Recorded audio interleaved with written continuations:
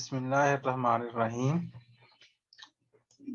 لکھنوی تہذیب اور معاشرے پر مبنی سپر ہٹ فلم بہارو پھول برساؤ وحید مراد اور رانی کو بہت پسند کیا گیا۔ فلم کے گیت بھی بے حد مقبول ہوئے۔ تحریر سرفراز فرید نحاش۔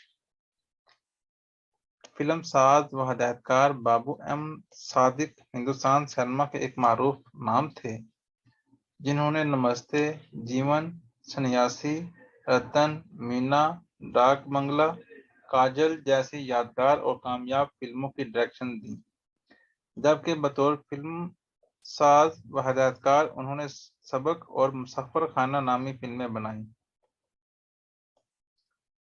گردوت کی فلم 14ویں کا چاند کی ڈائریکشن نے ان کے نام کو ہر عام و خاص میں بے حد مقبول بنا دیا، تو اس فلم کی کامیابی کے بعد انہوں نے سلما کے نام سے لکھنؤ کی تہذیب اور معاشرے کے پس منظر پر ایک فلم بنانے کا منصوبہ بنایا۔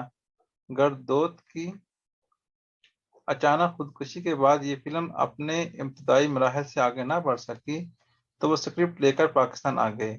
یہ 1970 کی بات ہے۔ بنیادی طور پر وہ اندرون شہر لاہور کے رہنے والے تھے۔ مارچ 1910 میں وہ لاہور باٹی گیٹ میں پیدا ہوئے تھے۔ پاکستان میں انہوں نے 1970 میں اپنی فلم سلما کا آغاز کیا، جسے بعد میں بہارو پھول برساؤ کا نام دیا گیا۔ اداکارہ رانی نے اس فلم میں سلما کا رول کیا۔ ان کے مدمقابل وحید مراد نے نوابزادہ پرویز اختر کا کردار ادا کیا، جو فلم کے ہیرو تھے۔ بھاٹی گیٹ لاہور کے رہنے والے ایک پنجابی زبان بولنے والے ہدایتکار نے بھارت میں 14ویں کا چاند اور پاکستان میں بہارو پھول برساؤ جیسی لکھنوی کلچرل فلمیں بنا کر سب کو حیران کر دیا۔ بابو ایم صادق ذرا ہکلا کر بولتے تھے۔ اس فلم کی تکمیل کے دوران 3 اکتوبر 1971 کو وہ وفات پا گئے۔ ان کے انتقال کے بعد ہدایت کار حسن طارق نے ان کے اس خواب کو شرمندہ تعبیر کیا، لیکن انہوں نے بطور ہدایت کار ٹائٹل پر بابو ایم صادق کا ہی نام دیا۔ فلم میں کام کرنے والے اداکار اور ان کے کردار: رانی، لکھنوی گھرانے کی مہذب تعلیم یافتہ مشرقی لڑکی۔ سلما، جو ایک شاعرہ بھی تھیں۔ سلما کا تعلق لکھنؤ کے قصبے گنج آباد کے ایک معروف گھرانے سے تھا۔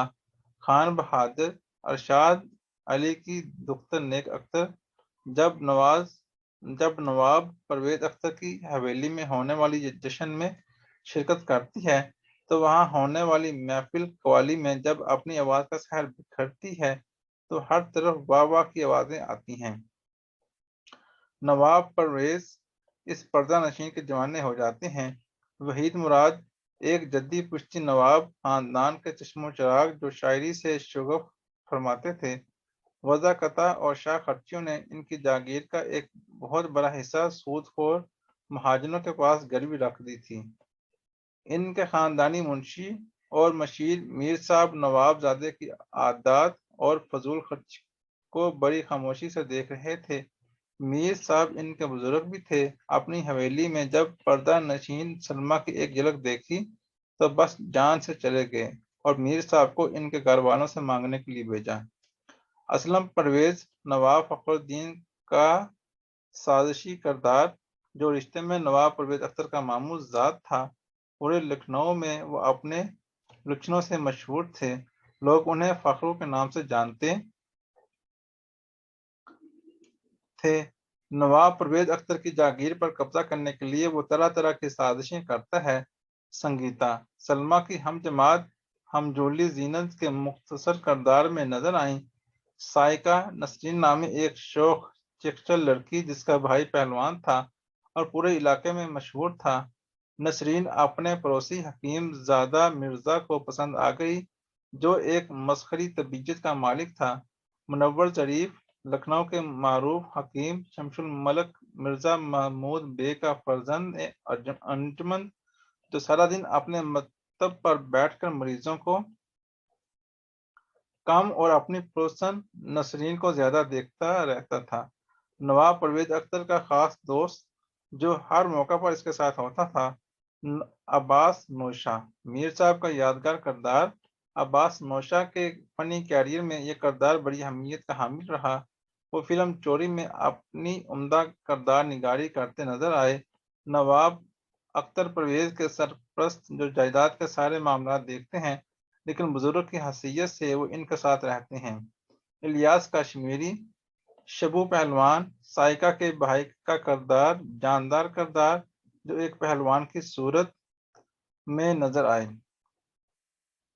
رخسانہ، لکھنؤ کے بازار، حسن کی طوائف نزاکت بائی جو نواب فخرو کی محبوبہ تھیں۔ ریکھا، سینئر اداکارہ جو ایک مکار ملازمہ کے طور پر پرویز اختر کے یہاں کام کرتی ہے۔ بوا کا کردار حویلی کی ساری خبریں نواب فخرو کو فراہم کرتی ہے۔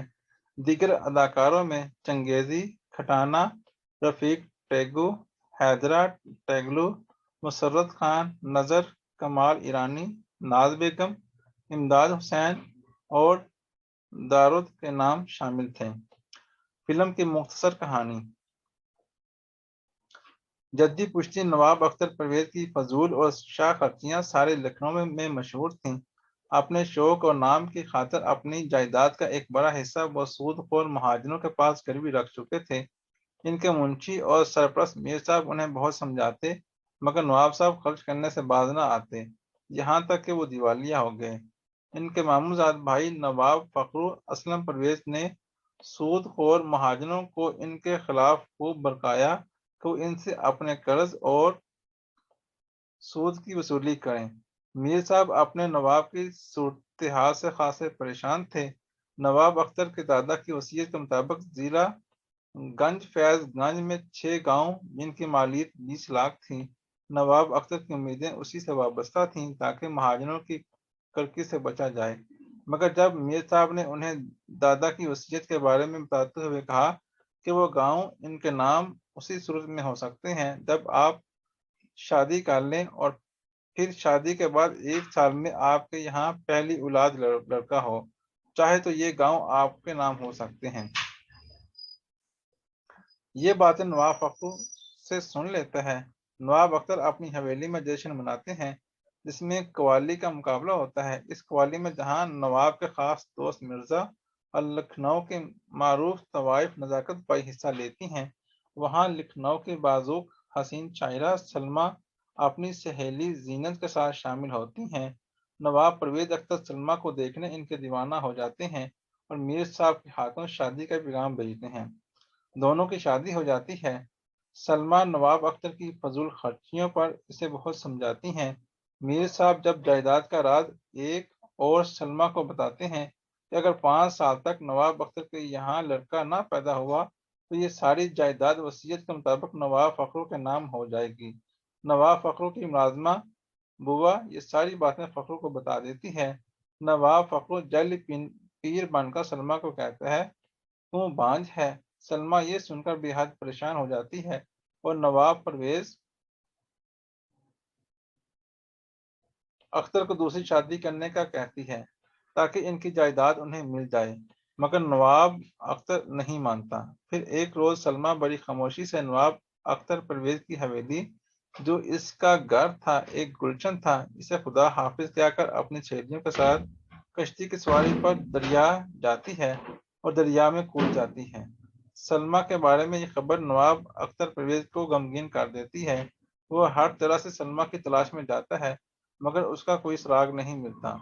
جب حویلی واپس آتا ہے تو سوکھی ڈالی ہری دیکھ کر اختر بہت خوش ہوتا ہے اور میر صاحب کو بتاتا ہے۔ ڈالی ہری ہونے کا اچھا شگون ہوتا ہے۔ روایت کے مطابق حویلی کی بہو زندہ اور امید سے ہے۔ یہ خبر نواب فخرو کو پریشان کر دیتی ہے۔ مرزا حکیم اپنی پرسن نسرین کے عشق میں اس کے بھائی شبو پہلوان سے کشتی کا مقابلہ کرتا ہے۔ مرزا اس کشتی میں پہلوان کو چکمہ دے کر شکست دے دیتا ہے اور پہلوان اپنی بہن کی شادی اس کے ساتھ کرنے پر رضامند ہو جاتا ہے۔ سلمیٰ کو نہر کے کنارے جنگلی قبیلے کا سردار چنگیزی بچا کر اپنی بیٹی بنا لیتا ہے اور شہزادی کا نام دیتا ہے۔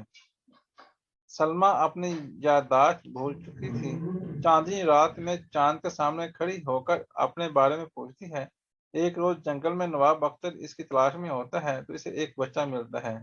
جس کی ہتھیلی پر کالا تیر جو نواب اختر کے خاندان کی پہچان ہوتا ہے، وہ دیکھ کر اسے یقین آتا ہے کہ یہ بچہ اسی کا ہے۔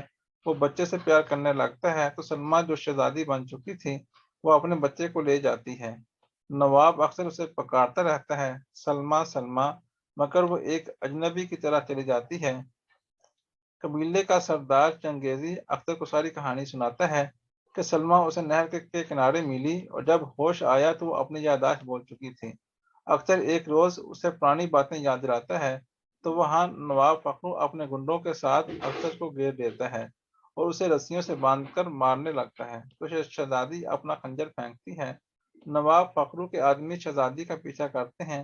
مرزا حکیم شبو پہلوان اور اس کے ساتھی وہاں پہنچ کر نواب فخرو کے آدمیوں کا خوب مقابلہ کرتے ہیں۔ میر صاحب پولیس لاتے ہیں۔ نواب فخرو گرفتار ہو جاتے ہیں۔ شہزادی کو سب یاد آ جاتا ہے۔ سلمیٰ اور نواب اختر اور ان کا بچہ حویلی آتے ہیں، سب خوش ہوتے ہیں۔ نغمات اور موسیقی۔ فلم بہاروں پھول برساؤ اپنے دور کی ایک سدا بہار میوزیکل فلم تھی جس کے نغمات آج بھی سپر ہٹ ہیں۔ موسیقار ناشاد نے اس فلم کے نغمات میں بہت اعلیٰ کام کیا جو واقعی قابل تحسین ہے۔ نغمات کی تفصیل کچھ اس طرح سے ہے: 1. اے محبت تیرا جواب نہیں۔ 2. اے پردہ نشین گر اگر آج کہیں ایک اور نظارہ ہو جائے۔ 3. یہ گھر میرا گلشن ہے، گلشن کا خدا حافظ۔ 4. میرے دل کی ہے آواز کی بچھڑا۔ 5. میری جان۔ 6. چندرا رے چندا اب تو ہی۔ یہ یادگار سپر ہٹ فلم 1972 کو کراچی کے پلازا سینما پر ریلیز ہوئی تھی۔ کراچی کے ساتھ پورے پاکستان میں اس فلم نے شاندار کامیابی حاصل کی۔ 9 ستمبر 1983 کو ایک بار پھر یہ کلاسیکل فلم کراچی کے پلازا سینما میں دوبارہ ریلیز ہو کر بڑی کامیاب رہی۔ اس بار یہ فلم شیرا فلم لاہور نے کراچی میں اسے ریلیز کی۔ اس فلم کی آمدنی اور کامیابی نے ایک نئے تقسیم کار ادارے شیرا فلم کی بنیاد رکھی جس کے اونر حاجی شیرا ہیں۔ موجودہ دور میں ادارہ آج بھی فلمی سرگرمیاں انجام دے رہا ہے۔ حاجی شیرا ایک ملنسار اور جانی پہچانی شخصیت ہے۔ اللہ حافظ۔